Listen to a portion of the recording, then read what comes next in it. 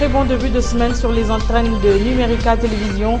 Le 1er août, journée consacrée aux morts du mois. Dans la matinée, des centaines de familles se sont rendues dans les cimetières pour diverses cérémonies d'hommage à leurs chers disparus. La toute première carte de la nouvelle carte d'électeur a été délivrée dimanche à Gbadolité dans la province du Nord-Ubangi et dans le cadre du lancement de l'opération d'identification et d'enrôlement des électeurs. Notre équipe était sur place à Gbadolité.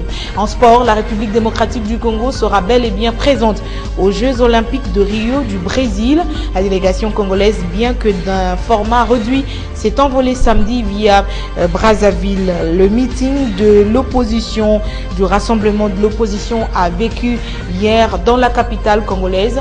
Pour en parler dans ce journal, nous recevons Marie-Ange Mouchobeko-Alikoulia, présidente du mouvement pour la cohésion nationale MCN en sigle, un parti d'opposition. Marie-Ange Mouchobeko, bonsoir. Bonsoir, chère. Très bonne fête des parents à vous. Merci beaucoup. Et très bonne fête des parents. Merci beaucoup.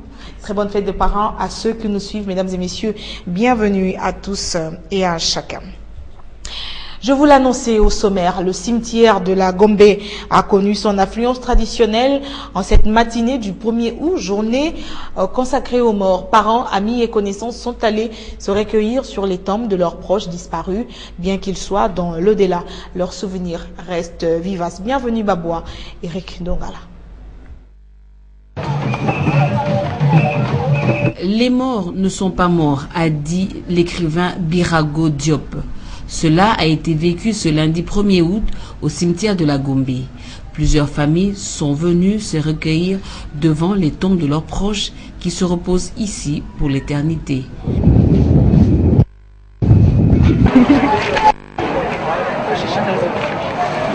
Gerbes de fleurs en main, signe d'amour et de compassion pour leurs disparus.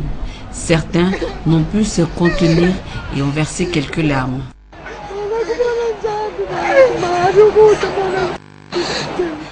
La douleur de la séparation est remontée quelques instants dans l'âme.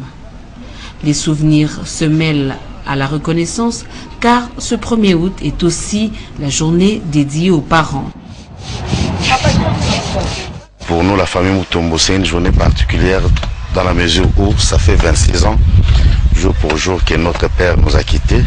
Alors, revenir sur ces lieux, c'est un moment d'émotion, de sentiment, de tristesse. Donc voilà, nous continuons à prier pour lui, pour son âme, qu'il repose en paix.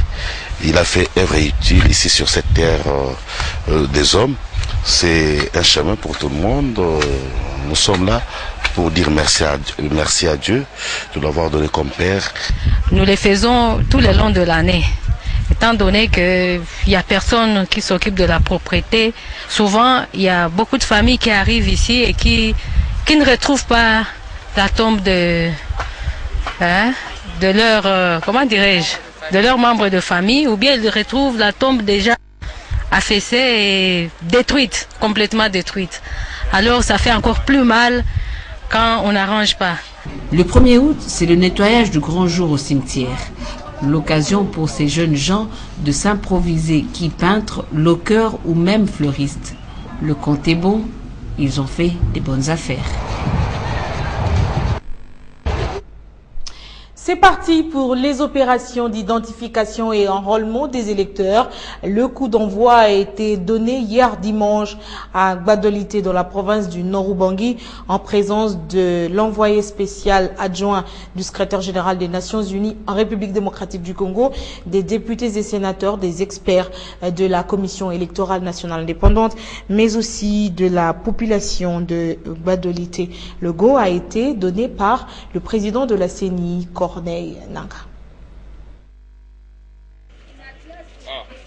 Il s'agit d'une cérémonie très importante et significative, aussi bien pour la consolidation de la démocratie en RDC, mais aussi pour le Nord-Ubangi. Consolidation de la démocratie parce qu'à terme, l'opération d'enrôlement ouvrira la porte aux élections et des élections voulues démocratiques et transparentes. Consolidation de la démocratie parce qu'à terme, l'opération d'enrôlement ouvrira la voie aux élections et des élections voulues transparentes et apaisées par la CENI. Le bureau et la plénière affichés complets. Les députés et sénateurs ont eux aussi pris part à cette cérémonie de lancement. La présence de la MONUSCO à Agbado symbolise le partenariat solide qui lie les Nations Unies et la RDC. La population du Nord-Ubangi a aussi été présente. 4 discours ont ponctué cette cérémonie de lancement. Le secrétaire exécutif provincial de la CENI, le gouverneur du Nord-Ubangi, l'adjoint du représentant spécial du secrétaire général des Nations Unies en RDC et le président de la Commission électorale nationale indépendante. Pendant près de 3 mois, la CENI va enrôler les électeurs du Nord-Ubangi. Plus de 850 000 enrôlés sont attendus. Nous lançons l'opération aujourd'hui, en commençant par la province du Nord-Ubangi. L'opération va s'étendre sur tous les territoires nationaux. Et comme nous l'avons dit, nous n'attendrons pas la fin de l'opération au Nord-Ubangi pour s'étendre dans d'autres provinces. Nous demandons donc à toute la population de se mobiliser et venir s'enrôler. Nous allons enrôler tous les Congolais en âge de voter, ce qui veut dire, conformément à l'article 8 de la loi électorale, nous allons enrôler jusqu'à 16 ans. Ceux qui ont 16 ans, ceux qui ont 16 ans à partir d'aujourd'hui, peuvent aussi venir prendre la carte. Mais les jours de scrutin, ceux-là ne voteront pas. Ne voteront que ceux qui auront 18 ans. Et le tout premier bénéficiaire de la nouvelle carte d'électeur, Justin Ludo Sombo, né à Businga. Après le lancement officiel, la délégation venue de Kinshasa, conduite par le président de la CENI et quelques invités, ont fait le tour des salles des classes qui feront office de bureau pour l'enrôlement des électeurs dans la ville de Gbadolité. Les bureaux seront ouverts, rappelle Corneille Nanga, tous les jours, sauf le lundi de 8h à 16h. Et les réactions sont unanimes après le lancement officiel des opérations. C'est une preuve que la Commission électorale nationale indépendante vient de s'engager résolument sur la voie de l'organisation des élections en RDC. Nous venons en appui à ce mouvement. Et notre appui, c'est de nous assurer que tout est fait en temps réel sur la base du chronogramme défini par la CENI. Donc si vous êtes un peu patient, et vous ne quittez pas Gbadolité tout à l'heure, vous allez voir l'avion qui va arriver. Mais plus loin, nous sommes encore en train de déployer un hélicoptère, donc les moyens aériens vont commencer à arriver pour qu'au départ de Gbadolité, vers les endroits qui ne sont pas accessibles par la route, que l'on puisse utiliser l'hélicoptère pour y aller. Chose promise, chose faite. Permettez-nous de féliciter les dignes fils de ce pays qui font tout pour que le pays marche.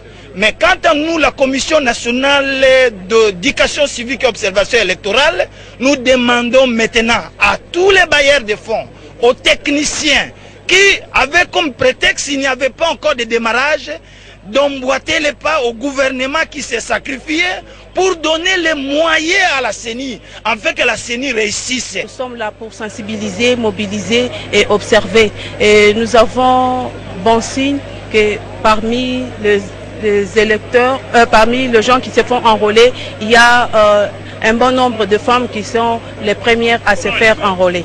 Tout ce que je vais faire comprendre aux gens ici, que voter c'est un droit. Il faut se munir de sa carte d'électeur pour donner du pouvoir à quelqu'un. La province du Nord-Ubangi regorge aujourd'hui les lancements de ce processus. Nous en appelons à la conscience de toute la population congolaise en général et celle de Nord-Ubangi en particulier pour que nous puissions nous approprier de ce processus. Nous voudrions tout simplement dire notre fierté du fait que la nouvelle province de Nord-Ubangi a été choisie comme province pilote en matière du processus d'enrôlement et d'identification des électeurs. Et nous sommes très honorés par ce choix qui a été opéré, non seulement à cause des contraintes techniques, mais également par le fait que nous sommes la province dirigée par l'unique femme gouverneure de la République démocratique du Congo. Alors Marie-Ange Mouchobekwa, première question, finalement c'est parti.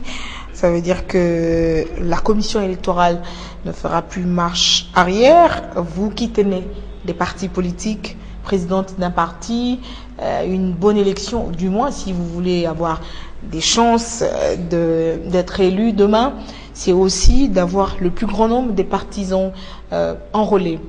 Quelle est votre réaction après ce lancement officiel de l'enregistrement des lecteurs. Merci encore une fois, Rachel Kitita, pour cette invitation.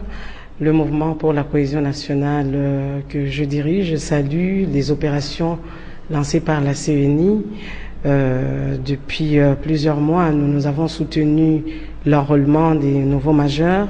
Vous savez que ces nouveaux majeurs représentent des millions d'électeurs pour nous, surtout pour nous, les jeunes partis, et nous, nouvelle génération de la classe politique. Nous comptons beaucoup sur la jeunesse pour avoir beaucoup plus de députés et pour être élus nous-mêmes. Et puis, ceci ne concerne pas que nos partis, mais l'enrôlement, être enregistré par la CENI est un droit reconnu par la Constitution de la République démocratique du Congo à chaque citoyen congolais ayant atteint 18 ans, ayant atteint la majorité d'âge. Et donc, c'est pas un cadeau que la CENI offre au peuple congolais, c'est un devoir d'enregistrer tous les Congolais. Et ce nouveau fichier va également nous permettre de mieux répartir les sièges électoraux, parce que en 2011, les sièges n'ont pas été répartis d'une manière équitable. Il y avait des provinces où le taux démographique était faible, telle que la province du Maniema avait beaucoup plus de sièges que la province du Sud Kivu, par exemple, qui représente un taux démographique beaucoup plus élevé. Également, un fichier électoral crédible va nous permettre d'avoir des élections crédibles, afin qu'à l'issue des élections, tous les partis politiques se plient devant le verdict des urnes. Très bien. Le meeting du rassemblement de l'opposition, du moins le tout premier meeting, a vécu à Kinshasa. Ce sont des milliers de partisans qui ont envahi le terrain pour communier avec leur leader. Dans son discours, Etienne Tshisekedi Wamulumba a réaffirmé sa participation au dialogue uniquement sous le format de la résolution 2277, mais sans le facilitateur Edem Kodjo. Beaucoup plus de précisions dans ce reportage signé Félix Silunga à l'Antongola.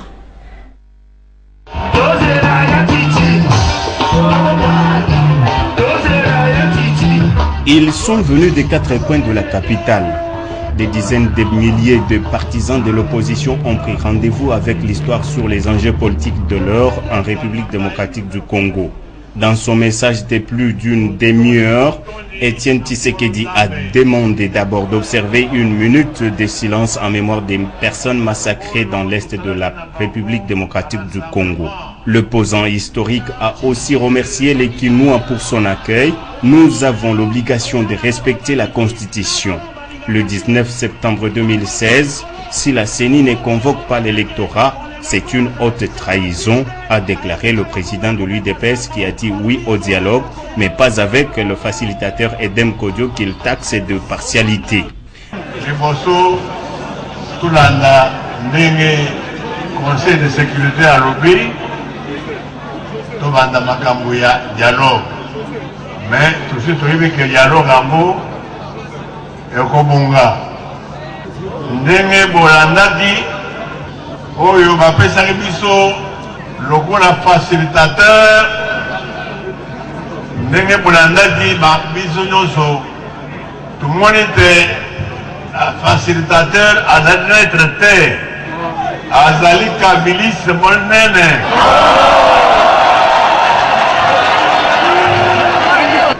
Tolobi na bato ya loyiwa balokela biso moto mosusu oyo akozala na confiance ya parti mibale.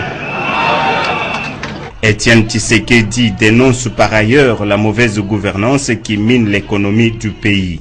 La libération des prisonniers politiques et l'accès équitable à la RTNC sont parmi les préalables soulevés par Etienne Tshisekedi en vue de baliser le chemin du dialogue.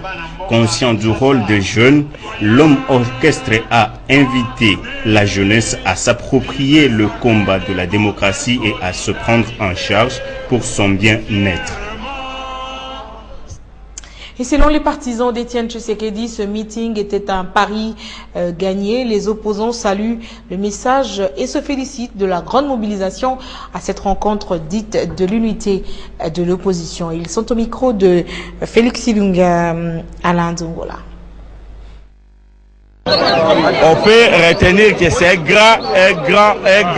grand meeting.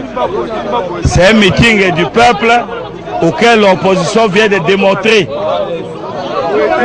que les maîtres du terrain, c'est l'opposition. Nous sommes venus réitérer notre soutien à la démocratie, notre soutien à la paix et notre soutien à tout ce qui va permettre à notre pays d'aller de l'avant. Non, mais le président Tshisekedi a été clair. Il est constant, il est resté sur la ligne. Il a donné la réquisition de Kodjo, c'est la position du rassemblement. Avec son comportement, il constate, le rassemblement constate qu'il n'est pas neutre. Je ne pouvais pas imaginer qu'on pouvait réussir de cette façon-là. Et enfin, du discours du président Tshisekedi, qui a parlé de l'unité de l'opposition, qui a parlé de dialogue politique, qui a parlé de facilitateur. Alors, je suis très satisfait. Et là où il y a la volonté des hommes, et si on prend la mesure des enjeux, il est possible de trouver une solution et très rapide. Réunir les foules, c'est bien, mais il faut qu'on puisse capitaliser cette foule-là, qu'on puisse rencontrer les attentes du peuple. Un peuple qui se met debout est plus fort qu'une bombe atomique. Voilà ce peuple. J'aimerais bien que ce peuple se transforme en une bombe, mais une bombe pacifique pour récupérer le pouvoir, parce que les souverains, c'est le peuple. Constitution et lobby, 3 mois avant fin du mandat du président, il faut annoncer date de l'élection. Il y a un sens, il y a préavis au président Tshisekedi à lobby. 3 mois avant fin du mandat, il faut annoncer date d'élection. Bon, je pense que Mokonzi va ponakio. Aujourd'hui, annoncer date d'élection, il y a un cause na préavis, aujourd'hui zela oyo bakoli na simana yo kwa ozaki bonga ki Mokonzi. Marie-Ange Mouchewekoli, vous récusez Tshisekedi, récuse Edem Kodjo, soi-disant qu'il n'est pas neutre, mais le rassemblement réitère sa volonté de participer au dialogue politique. Qu'est-ce qu'on doit comprendre par là? Finalement, c'est l'opposition ou le rassemblement qui va bloquer la machine du dialogue. Je voudrais souligner qu'ici, je ne parle pas en tant que porte-parole du rassemblement, que je ne suis pas. Je ne suis pas porte-parole de l'UDPS, je parle au nom de mon parti. Le rassemblement est composé de plusieurs partis politiques. Donc chaque parti politique a sa vision. Bien sûr, il y a des points essentiels que nous partageons tous. Mais nous, pour le mouvement pour la cohésion nationale, nous pensons qu'il faut d'abord que de part et d'autre, que ce soit du côté de la majorité ou du côté de l'opposition, qu'il y ait un minimum de confiance pour pouvoir aller au dialogue. Quel que soit le facilitateur qu'on va choisir, s'il n'y a pas un minimum de confiance, le dialogue ne servira à rien. Il faut évidemment aussi décrisper la situation politique, comme nous l'avons demandé à Genval, libérer les prisonniers d'opinion et libérer les prisonniers politiques afin de permettre que toutes les parties au conflit, parce que maintenant il y a conflit, puissent discuter d'une manière apaisée, sans émotion. Donc, pour répondre à votre question, pour nous, pour le mouvement, pour la cohésion nationale, quel que soit le facilitateur qui viendrait, s'il n'y a pas un minimum de confiance entre les partis, s'il n'y a pas un minimum de volonté, s'il n'y a pas vraiment l'amour de la patrie au-dessus de tout, le dialogue va accoucher d'une souris. Alors, quel est le point commun entre tous les partis membres du rassemblement par rapport à cette question du facilitateur, mais également du dialogue national, puisque vous dites tout à l'heure que vous n'êtes pas le porte-parole du rassemblement, ça on le sait, mais quel est le point commun entre tous ces partis qui sont membres du rassemblement? Le point commun, c'est qu'il faut aller au dialogue, comme on avait convenu à Genval, sous la facilitation du panel désigné par la communauté internationale, donc le comité de soutien, ce groupe de soutien, pardon, qui travaille, donc composé d'Union européenne, des Nations Unies, de l'OIF, et qui est déjà mise en place, et que le dialogue soit tenu selon la résolution 2277, afin qu'à l'issue du dialogue, toutes les résolutions qui seront prises soient opposables à tout le monde. Le fait que Etienne Tshisekedi ait annoncé dans le meeting, lors de son speech, que Edem Kodjo, non, carton rouge, puisqu'il est kabyliste, on l'a suivi tout à l'heure, est-ce que ça va freiner un peu l'élan que le facilitateur ou la facilitation a déjà pris pour organiser le dialogue? Qu'est-ce que vous pensez? Je pense que le facilitateur doit avoir un grand cœur. Il doit être préparé à recevoir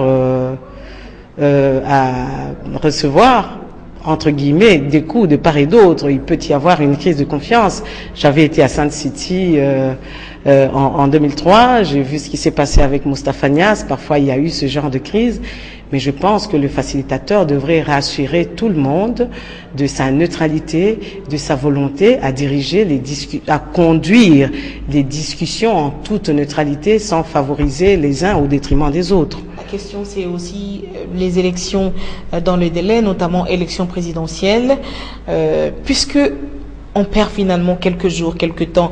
Ça retarde le processus du dialogue. Est-ce qu'il faut compter toujours avec ces élections dans le délai?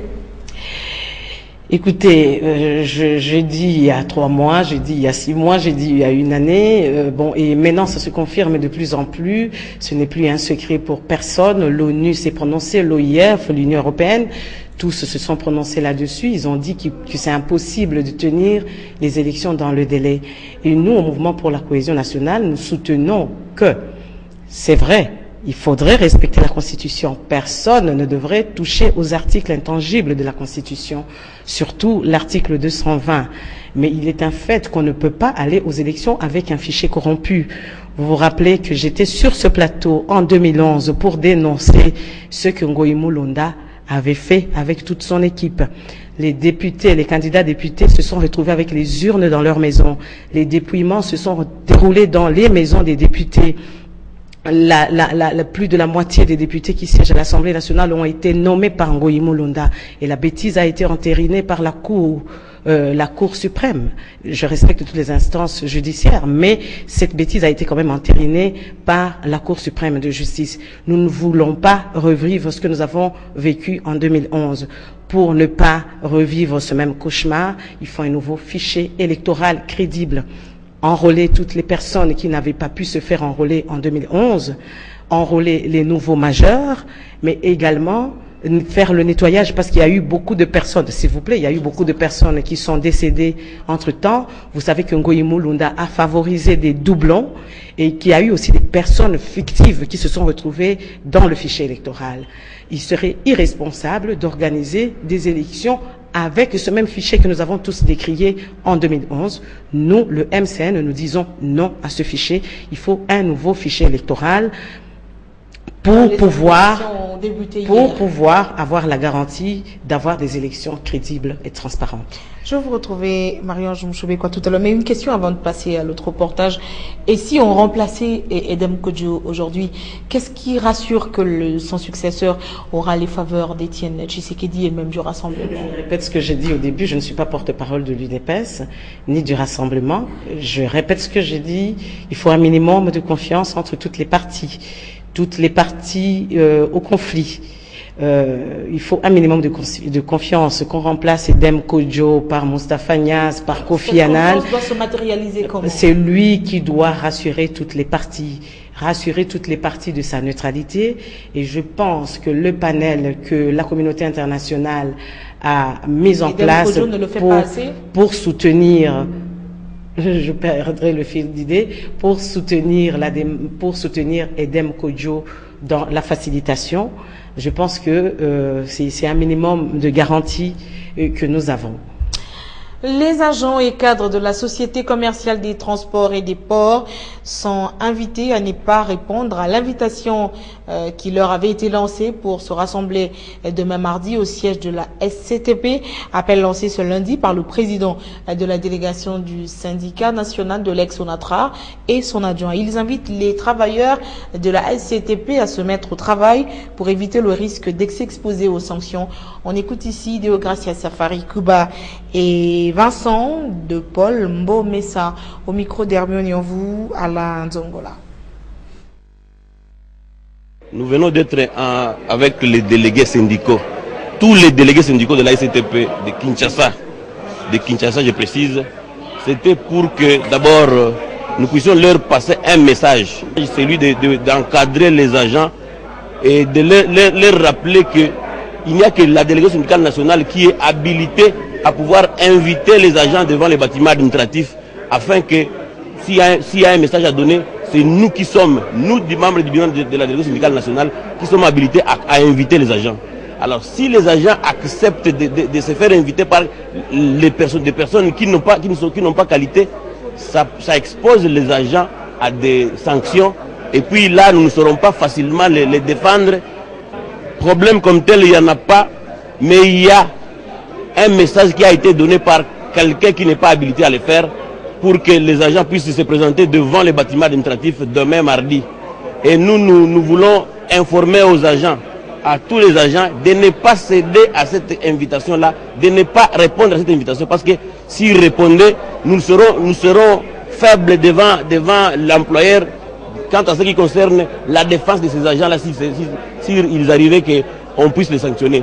Nous voulons protéger les agents d'abord, et le reste, nous allons causer avec les agents et ils auront le temps de me connaître. Je passerai d'atelier en atelier, de bureau en bureau pour que je puisse me présenter auprès des agents. Je crois que dans cette ville de Kinshasa, les arriérés, il y en a dans plusieurs entreprises. C'est vrai, je ne peux pas nier que nous n'avions pas d'arriérés, mais à la date d'aujourd'hui, le salaire que nous réclamons, c'est celui du mois de juillet. C'est un mois de retard. D'ailleurs, j'en profite pour en appeler l'employeur à sa responsabilité pour que ces salaires soient payés le plus tôt. Autre chose à présent, à l'instar des autres institutions d'enseignement supérieur et universitaire, le samedi 30 juillet dernier a consacré la clôture de l'année académique à l'université de Kinshasa. Au total, 1604 diplômes seront incessamment décernés aux lauréats, soit 42% de réussite à la première session. Élisée Mafou, commentaire.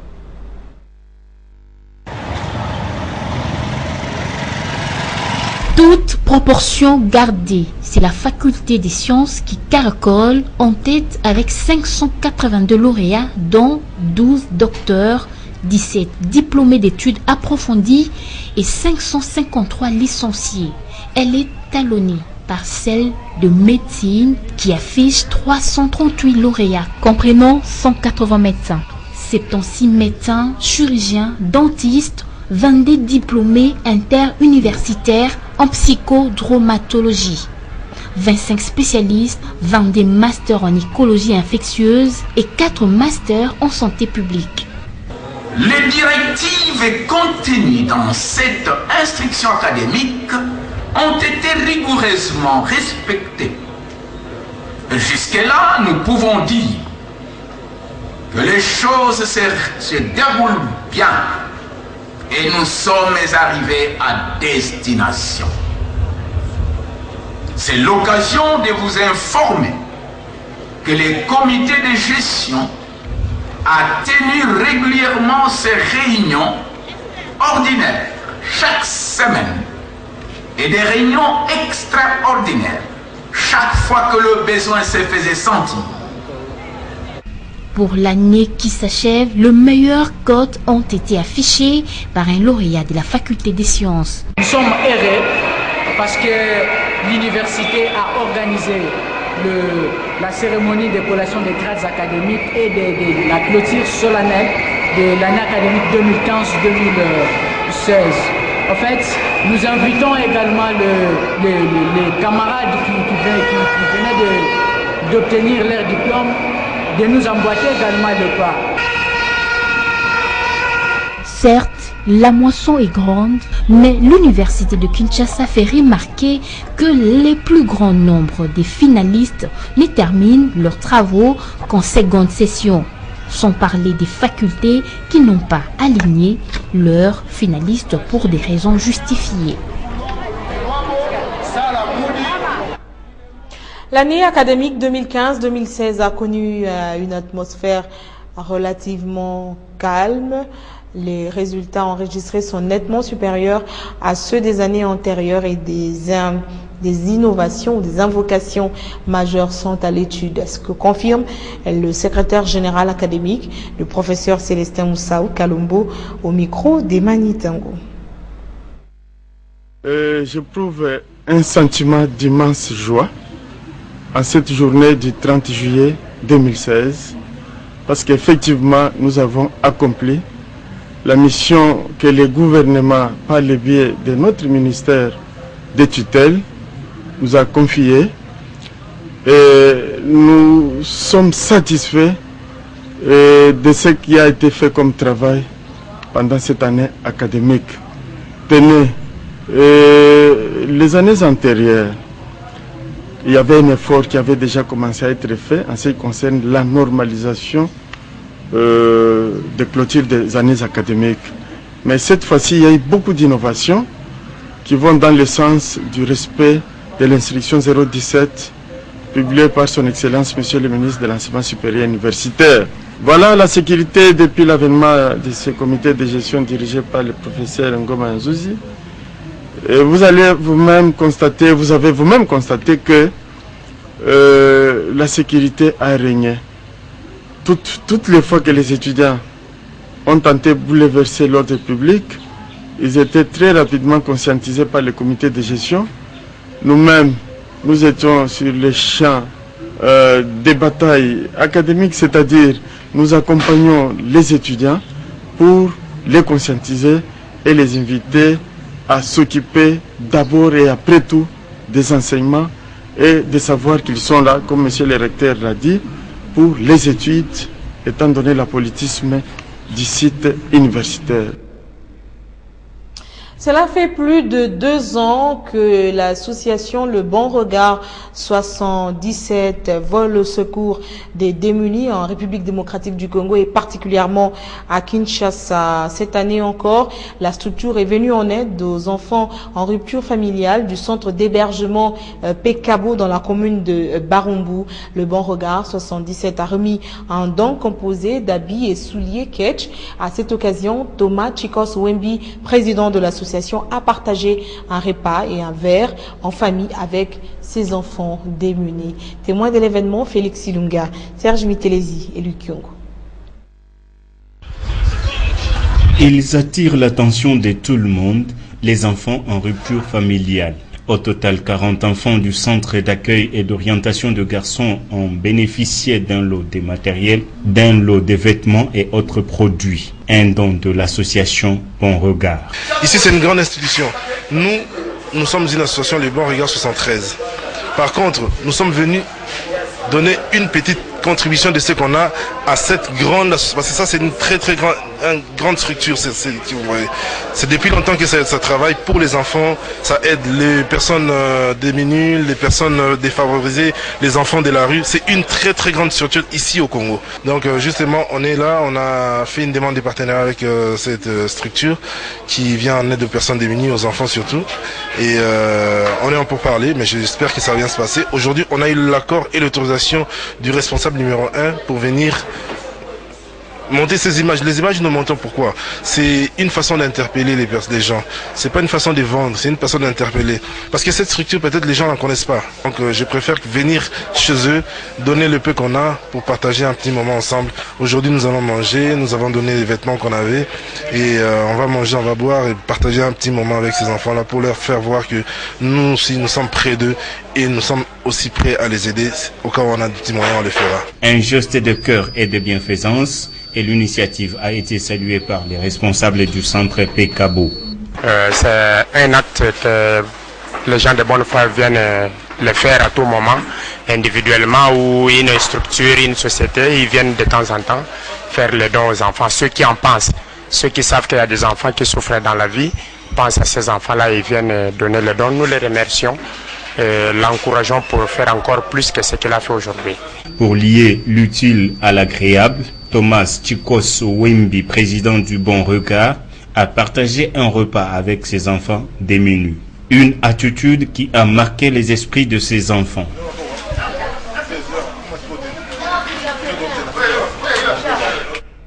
Et en sport, Jeux Olympiques de Rio de Janeiro, nous sommes au Brésil. La première partie de la délégation de la République démocratique du Congo aux Jeux Olympiques 2016 s'est envolée pour le Brésil, pays organisateur via Brazzaville et Luanda. Mais avant ce déplacement, le ministre de la Jeunesse, Sport et Loisirs a encouragé les athlètes. Denis Kambaï a remis le drapeau de la RDC à l'athlète Rosa Kelevu, désignée porte-étendard de l'emblème national. C'était samedi dernier au Salon Bleu du Stade des Martyrs. Paul Cazozo, reportage. Rio de Janeiro, ville brésilienne des Jeux Olympiques 2016, du 5 au 21 août prochain.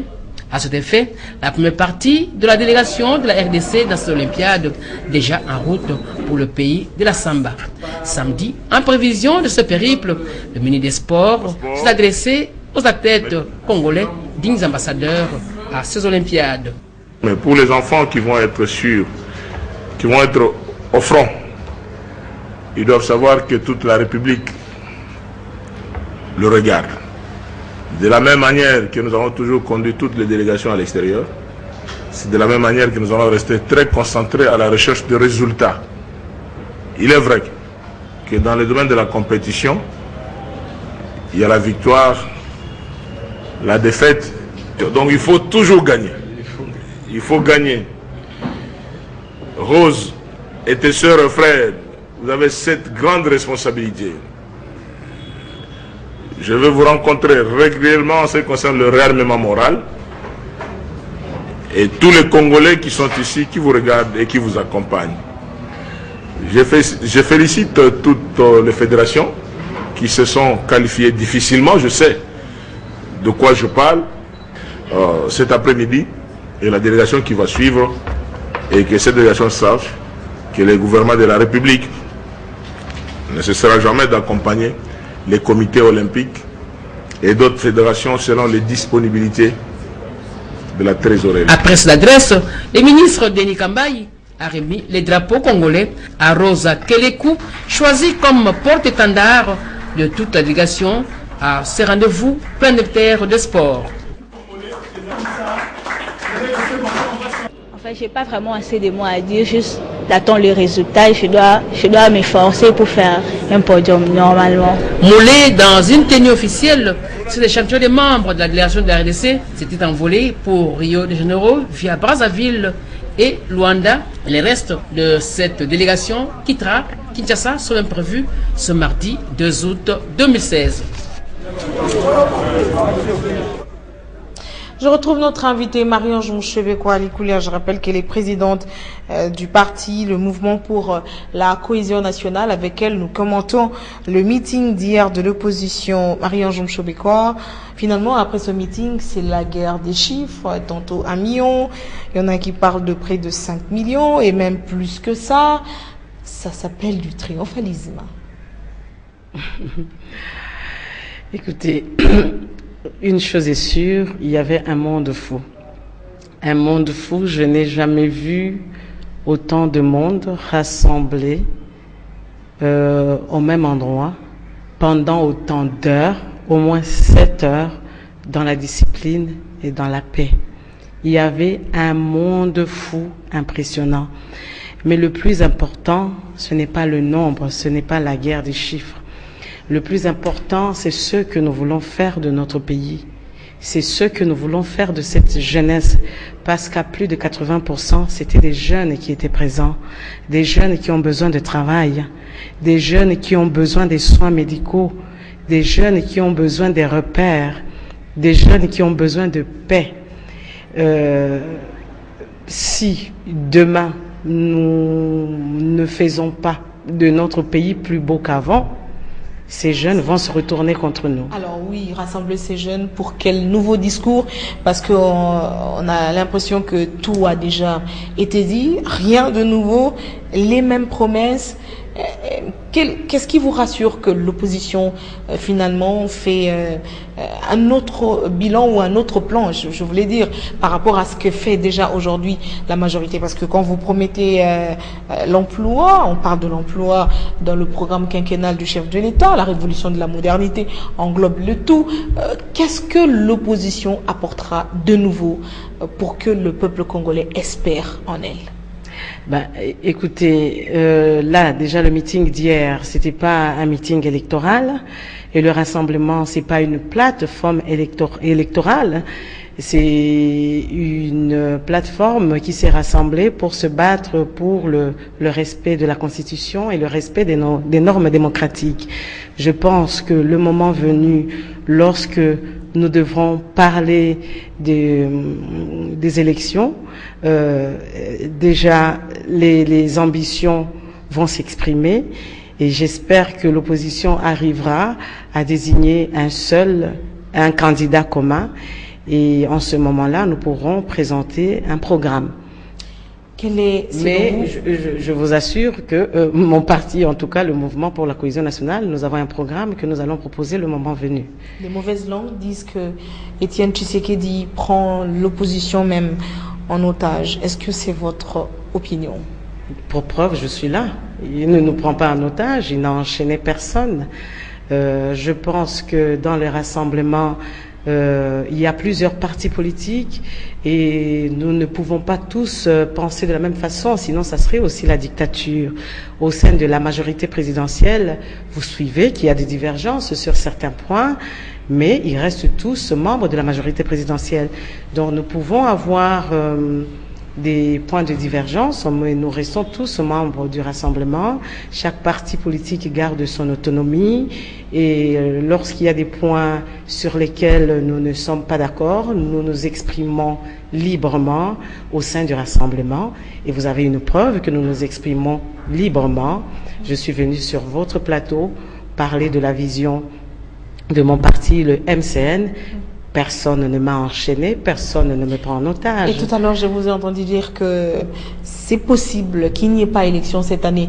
Et au cas où il n'y a pas élection cette année, le MCN, votre parti, se penche du côté de la transition, comme le pensent certains opposants, déjà? S'il n'y a pas élection, il devra y avoir un consensus issu du dialogue. Au sein du dialogue, nous allons établir un calendrier électoral réaliste et qui va nous permettre d'organiser des élections crédibles. Entre-temps, le pays est dirigé comment? Une transition? Par qui? Nous allons en parler au dialogue. Sur quelle base constitutionnelle? Sur base de la Constitution que nous défendons. Marie-Ange Mouchebekwa-Lukulia, si vous vous retrouvez aujourd'hui devant le président Joseph Kabila, quel conseil lui donnerez-vous pour décrisper la situation actuelle? Le conseil que je lui donnerai, c'est que il le sait que la République démocratique du Congo, c'est notre patrimoine commun à tous les Congolais, du plus petit au plus grand, quelle que soit la tribu de chacun, quelle que soit son ethnie, quelle que soit sa religion. Ce que je veux dire, les Congolais ont le droit de s'exprimer librement. Ce que je lui dirais aussi, c'est que nous souhaitons la paix pour notre pays. Nous ne voudrons pas que le sang coule. Nous ne voudrons pas léguer un pays en plusieurs morceaux aux générations futures. Et que chacun donne le meilleur de soi pour sortir le pays de la crise, que chacun mette son ego de côté, son orgueil de côté, et regarde que l'intérêt de la République démocratique du Congo. Merci beaucoup Marie-Ange Mouchebekwa. Je rappelle que vous êtes présidente du Mouvement pour la cohésion nationale. Ainsi, mesdames et messieurs, se termine cette édition. Merci beaucoup de l'avoir suivi. Ces remerciements aussi au nom de toutes les personnes qui ont produit ce journal. Je vous retrouve demain 19h avec un nouvel invité pour une nouvelle édition d'information sur les antennes de Numérica Télévision. Portez-vous bien et surtout, très bonne fête de parents à tous ceux qui sont parents comme moi. Bonsoir, à demain.